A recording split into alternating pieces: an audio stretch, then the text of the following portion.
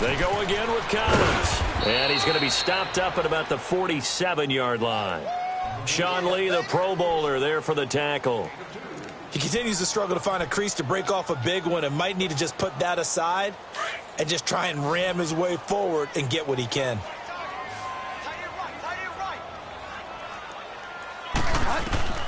Bridgewater from the gun on third down. Flushed out right. He may try and run for this. And he's got the first before he's brought down at the 39-yard line.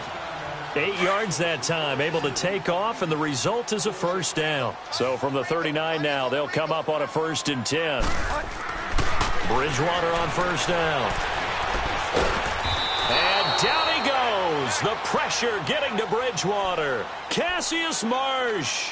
He's the one that got to him. He takes him down for a loss of 9. And they need to work to at least get some of this yardage back after the sack. 2nd and 19. Out of the gun, Bridgewater. The 20. Oh, look at Thomas wide open. And all the way down to the 7-yard line. A big-time play there for New Orleans. 41 yards. Now a chance to make that big play really hurt. It's 1st and goal just outside the 5.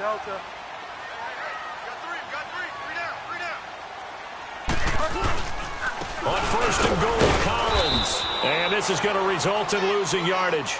They're driven back to the 8-yard line. It's a loss of a yard there, and now 2nd down.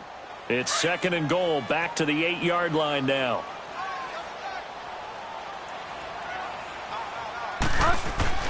Bridgewater. And he can't hang on. That's definitely going to be one he wishes he had back. Incomplete in the end zone. Brandon, at least there's one bright side to that incompletion. What's that? It wasn't an interception. Wow. You're a nice guy. That was kind of savage. But correct. No pick, just incomplete that time. And my goodness, another interception. Picked off by the linebacker, Bobby Wagner. And he will bring it out past the 20-yard line. He's on quite the interception run. He had 2 last week, another one here. Remember, he's not a DB, he's a linebacker. But how many of those linebackers started as DBs and pumped themselves up into being linebackers? So the ball skills are the same, right? The coverage skills and responsibilities are the same, and he is paying it off in a big, big way. And a short gain there as he'll get it up only to about the 24. Well, Brandon, pace comes into play now because they've got the advantage. They've got the football, but they've got to be very careful about what speed they're going to play. You know, my music teacher back in New Paltz, Mrs. Barthema Bagley, used to say, don't go prestissimo when you really want to go largo. And what she meant by that is don't go too fast when you really want to go at a nice, slow, deliberate pace. I am speechless. I am without speech. The Seahawks on 3rd down. They've converted just 2 for 6 thus far. This is 3rd and 8. Now Wilson.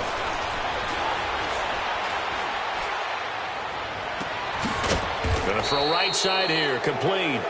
And they work this well upfield across the 45. And they're able to convert on 3rd with a solid gain of 23.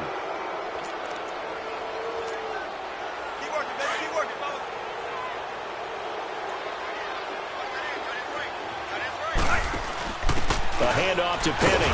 And he'll fight his way forward to about the 48-yard line. Credit him with a 1-yard gain there to make it 2nd and 9. Bottom line, they want to keep this clock rolling, so they'll take that one right there. They just want to keep falling forward, and they want to put the onus on the big fellas up front in order to bring this one home. On 2nd down, here's Wilson. Steps away.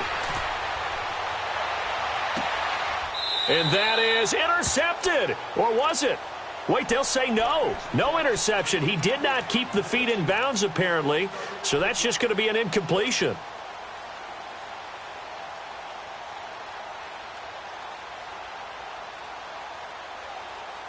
The Seahawks on 3rd down. 3 for 7 so far in this game. This is 3rd and 9. From the gun, it's Wilson. Oh, he's got a man wide open, complete. He'll get this one down near the 20-yard line, just shy of the 20. A big 30-yard play on third. So the big play gets him all the way down to the outskirts of the red zone here for 1st and 10. Throwing now, Wilson on 1st down. Breaks a tackle. Quick hitter here, it's complete. That throw good for 4. It's 2nd down. Well, there wasn't much there with that hitch route. They didn't gain what they expected. But sometimes when you call a hitch, you really don't have an alternate to go to. You don't have a second route to throw it to. So sometimes you have to rifle in there and hope for the best. They try to throw on 2nd down, but this one is incomplete. And he just chucked that one out of bounds, out of everyone's reach. Maybe a wise call not to take a sack in this part of the field. It brings up 3rd down.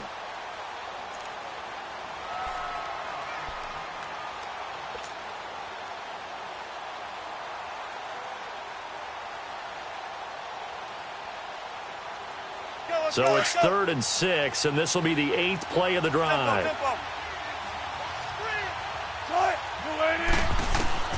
Throwing again here, Wilson. That is caught at the 7-yard line. And brought down, but not before they get it inside the 10 to the 7. They're able to convert on 3rd down, and that sets up a 1st and goal.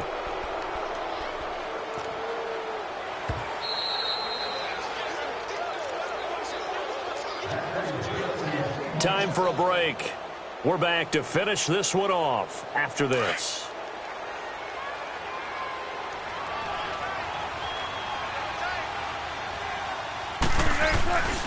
They'll try and run for it on 1st and goal. And he will score. Touchdown, Seattle. A great effort there. His 4th touchdown on the year. And the Seahawks find a way to stretch their lead. Myers connects on the PAT, and the decision to just kick the extra point winds up successful.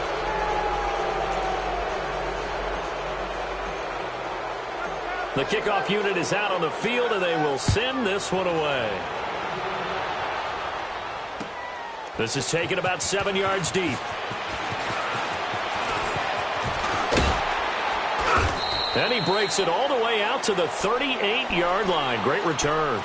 Out onto the field comes New Orleans. They're down big here late. I don't know. You just one last drive here for pride? Some people like to do that. I remember playing for a guy once. We were down huge, and someone said, "Coach, what do you want to call?" He just waved a hand like, "Who cares? Let's get out of here and we'll do something some other time." But some teams like to do something at the end to feel a little bit better as they continue to move forward. Yeah, probably just want to put this one behind them. That one goes for 24 yards. This quarterback now a perfect 8 for 8 to start the second half. Not bad. 1st and 10. Here's Collins, and the play goes nowhere. Losing yardage back near the 40 at the 39. That's going to go as a loss of a yard, and it'll be 2nd down. I know when I was a kid, I always got real excited when I saw those lateral-type runs. But the best backs that made it happen, they put a foot in the ground and just go. That didn't happen there. That play got swallowed up. And Cook has it left side. And he's taken down inside the 30. Give him 11 yards that time and a new set of downs.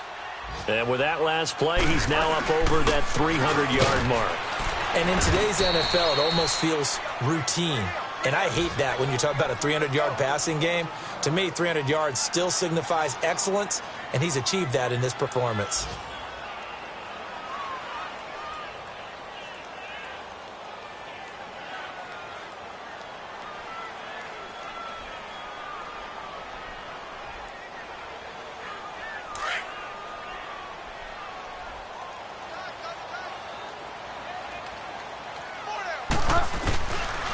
It's a bootleg with Bridgewater. He'll buy some time right. That's caught. It's Thomas. And he gets it all the way down inside the 10 and mark him at the 5. That one goes for 24 yards. They'll try and run for it on 1st and goal. And he's going to press this one forward as they stop him right around the 1. It'll be a pickup of 4, and it brings up 2nd and goal. When we talk about being on schedule, I think they're on schedule after that run, getting it right down there on the doorstep. Maybe even a little bit ahead, because now the defense can't dictate with pressure.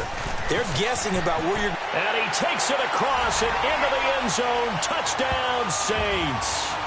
Alex Collins, his first touchdown on the year. And the Saints make some inroads here to that deficit. Now Bridgewater will lead the troops up to go for 2. They'll try to run with Murray. And he'll find his way in for 2. And we're back to a 2-score game. The lead's cut to 16. Morstead, the punter, out to kick it off.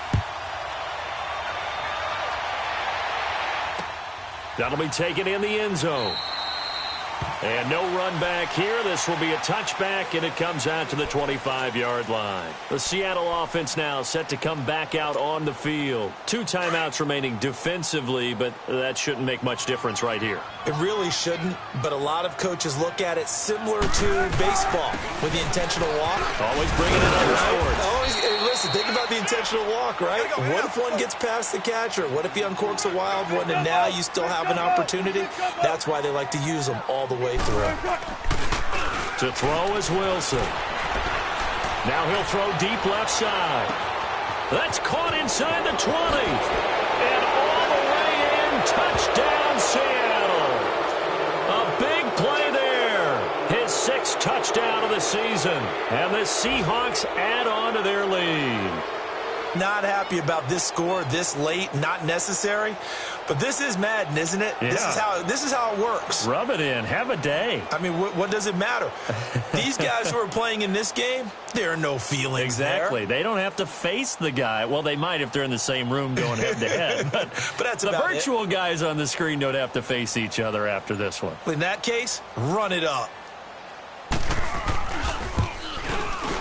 The extra point up and good, but this one was decided anyway, as that will be the final action in this ball game.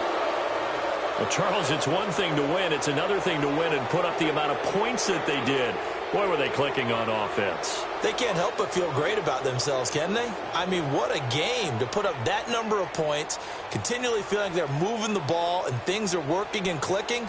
They think that they can bottle this and carry it with them. And as an offensive coordinator, you just don't think you can do anything wrong. Whatever you call, run, pass, it's all going to work. That's called being in the zone.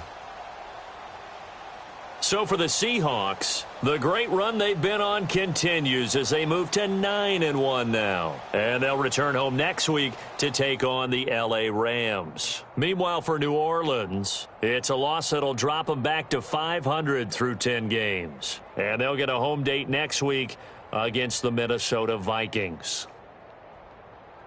So for Charles Davis and our entire crew, I'm Brandon Gaudin. Next game, guess what? Charles and I will be here again. It's the NFL on EA Sports.